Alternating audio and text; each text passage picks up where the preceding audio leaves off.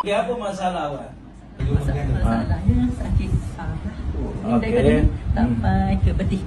Ah. Dia macam muncul. Lepas tu di betis ni kadang-kadang dia rasa panas hangat. Panas macam tangan kita main lada tu kan. Dia rasa panas. Kejap ada pandai, kejap tak pandai. Ya, ya. InsyaAllah.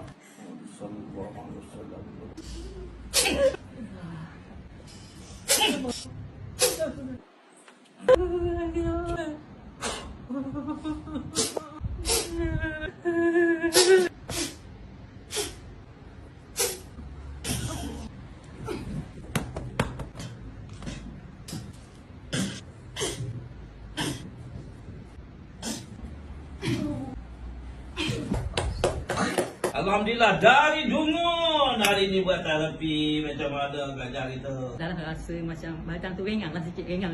Bila pusing berjalan tu rasa macam dah balance lah. Kaki sepit-sepit semua tak ada dah. Speed tu rasa kurang lah.